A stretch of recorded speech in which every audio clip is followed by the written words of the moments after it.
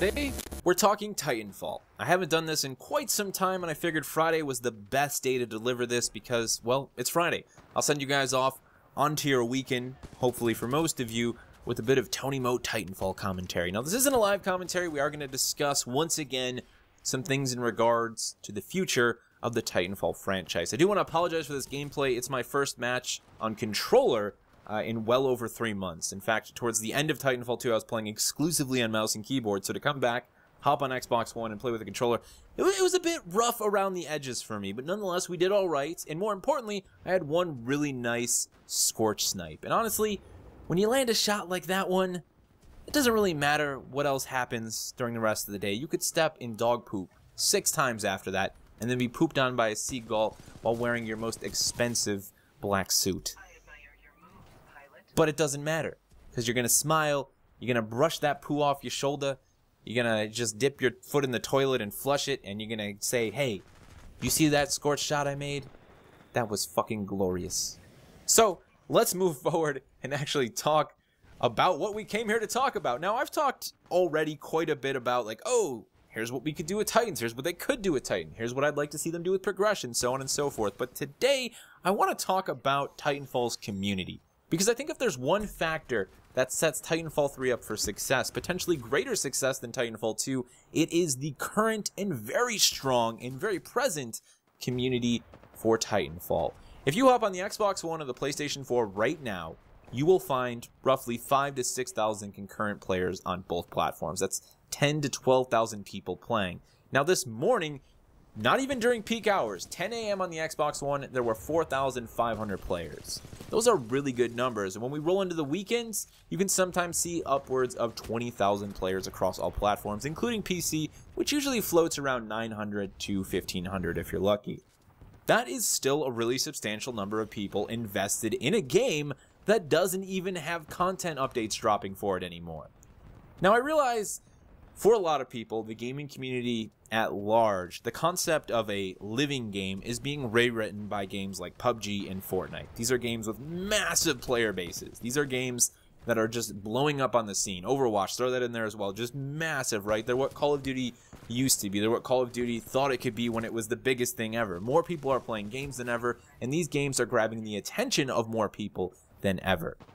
That doesn't mean that 20,000, 10,000, 5,000 players is a dead game. It's just a really crummy and lame meme to make at this point. A community can exist with numbers like that, and communities have existed and thrived from numbers like that. Let's take a look at Rainbow Six Siege. Warframe is probably the biggest one. Warframe used to be just a little tiny game on Steam.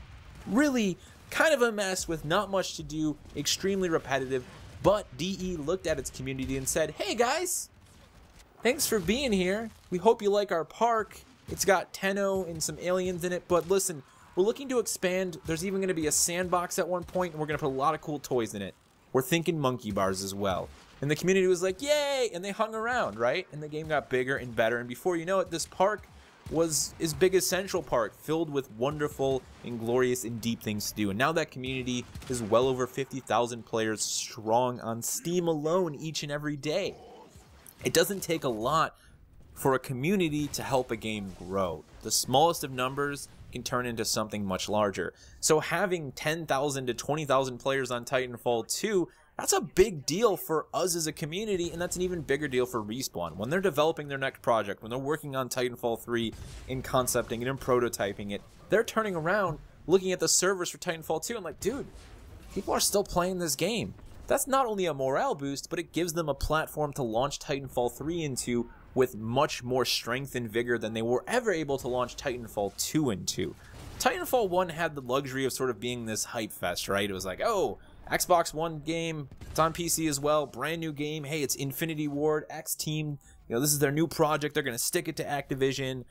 And unfortunately for a lot of people, that game just long-term didn't really pan out. It definitely didn't have the success long-term that Titanfall 2 is having. And people kind of just slipped away and forgot about the game in a very short period of time. Very few of us really ever thought we would even see a Titanfall 2. So then Titanfall 2 shows up out of the blue, and yeah, it's got a community interested in it, but it just didn't have the platform that Titanfall 3 is going to have. That's just it's a big deal to have this many people still invested in the franchise. You know, communities they're a huge chunk of the everything, if you will, that can make a game successful, in my opinion. Obviously, there are so many factors that we can never pinpoint them all as to whether or not a game is successful. Sometimes the theme of the game alone is just not appealing to the current audiences that are playing games, right? But when you have that community, when you have numbers like Titanfall 2 has, it has that potential to sort of be that cracked windshield effect. It just keeps spidering out, right? Titanfall 3 drops. Those 10,000 to 20,000 people are super stoked for the game. They're telling everyone else about the game. They're making content for the game. They're playing the game. They're laughing about it. They're creating art for that game. And if Titanfall 3 is the best possible game it can be, and it looks at ways to further expand its audience while still maintaining all of the things that kept the core audience addicted and playing a year and a half later, then it just sets itself up to be bigger and better than it was before. I just really think there's so much potential when you have a community like Titanfall 2 has to grow your game. Again, Respawn has to make all of the right decisions, and I think a lot of those decisions are going to be based around building a more powerful connection between the player and the game.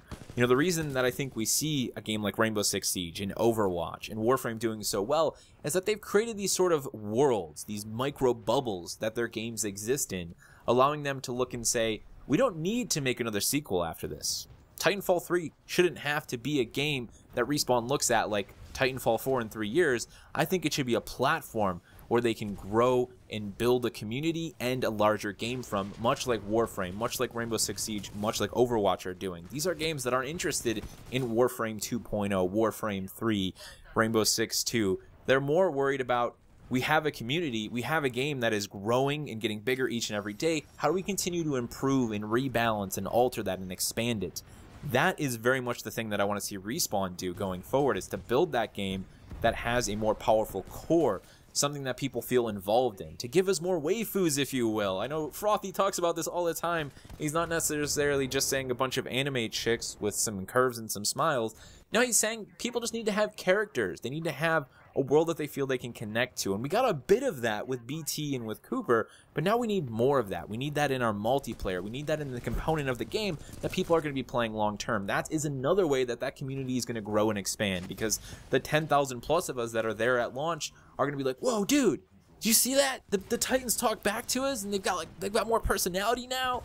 Oh man, do you see how we can customize our Titans now? Wow, dude, this is so cool. I've got like a ghillie over the top of my North Star. It's those things that really help someone invest in that world, and it allows them to get past those barriers for entry when we talk about preserving the pieces that make Titanfall Titanfall, keeping slide hopping intact, keeping the mobility intact, making sure that there's still a bit of a skill gap there, right? I don't think we necessarily need to look at the skill gap in Titanfall 2 as a bad thing like so many people do and say, oh, it's not easy enough for people. You can get people invested in games that are hard. PUBG and these Battle Royale games are demonstrating that if you give them something else to connect to. There has to be another factor, another mystery factor, if you will, that the developers have to sort of stumble upon or just try and craft out of good nature, goodwill, good luck, and a bit of knowledge, right? They have to build that so people can say, well, I'm not really too worried that I'm not that great at this game because, man, I'm just loving everything else about it. And I think if we can get people past that initial barrier for entry in Titanfall with that connection, that building of more personality within the game world, then you can get people to see the core gameplay and enjoy it far more than maybe they ever did with Titanfall 2. And again, I think a lot of that just revolves around the power of the community as well. You know, having a community that's invested in showing other people how to get invested in the game. And we already see a lot of that with Titanfall 2, obviously. So many of us making guides and videos. If there's more for people to latch on, then there's more the community can do that, again, I think has that sort of spider webbing effect. So, community, ladies and gentlemen, it is not to be underestimated. And even when you think the numbers are small, there's far more potential there than you could ever imagine. 5,000 players even, that's not a small number. That's 5,000 people invested in the future of that franchise. That's 5,000 people that are going to potentially go tell each and every one of their friends, doubling that number, maybe even tripling it, about the future of that franchise as soon as they hear about it. The question I have for you guys today is, what one component of Titanfall 2 is more important to you than anything else? What's the one thing that has kept you playing the game for this long? And what's the one thing, if you've maybe taken a break for the game or stepped away, that keeps bringing you back? That one thing that just has you hooked, that grabs you by the heart no matter how far you try and get away from it? Let me know down in the comment section below, and more importantly, let me know how important that thing is to you in regards to the future of the Titanfall franchise. I'll see you in the next one.